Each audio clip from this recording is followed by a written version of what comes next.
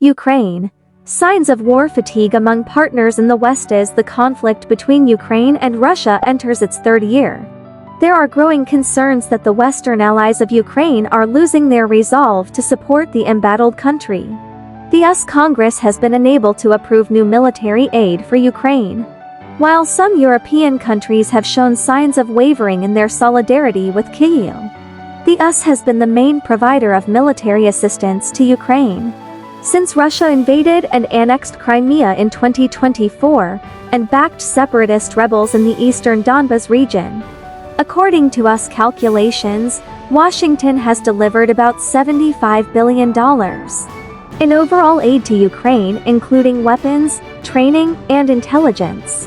However, the flow of aid has slowed down in recent months, as the Republican-controlled House of Representatives has blocked President Joe Biden's request for an additional $61 billion in a supplemental budget.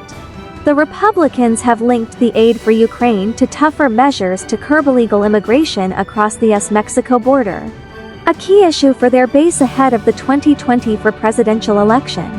They have also accused Biden of being too soft on Russia and of failing to prevent the completion of the Nord Stream 2 pipeline, which will increase Europe's dependence on Russian gas.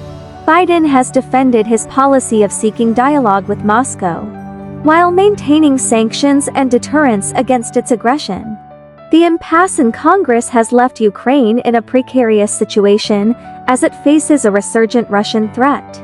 Moscow has not only increased its military presence and activities along the border with Ukraine, but also expanded its involvement in other regions, such as the Middle East, where it has exploited the recent war between Israel and Hamas to boost its influence and arms sales.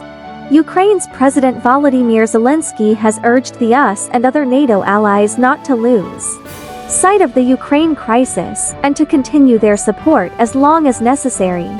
However, Ukraine's appeal may fall on deaf ears in some parts of Europe, where public opinion and political forces are less sympathetic to its cause.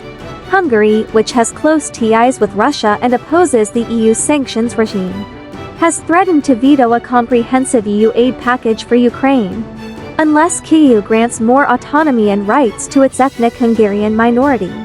Poland and Slovakia, which have been staunch supporters of Ukraine, have also shown signs of frustration and fatigue over the conflict. Poland has temporarily suspended its weapons deliveries to Ukraine, citing trade disputes over agricultural products. Slovakia has elected a new prime minister, Robert Fico, who has vowed to stop supplying ammunition to Ukraine and to improve relations with Russia. These developments have alarmed some analysts and policymakers, who fear that the West is losing its cohesion and commitment to Ukraine, and that Russia is gaining the upper hand in the conflict. Roderick Kieswetter, a German conservative lawmaker and defense policy expert, told DW that support for Ukraine has already waned. Cohesion is crumbling. Voices are growing louder calling for a dictated peace where weaker Ukraine would be forced to accept terms set by a stronger Russia. He warned that such a scenario would not only undermine Ukraine's sovereignty and security, but also the credibility and stability of the transatlantic alliance.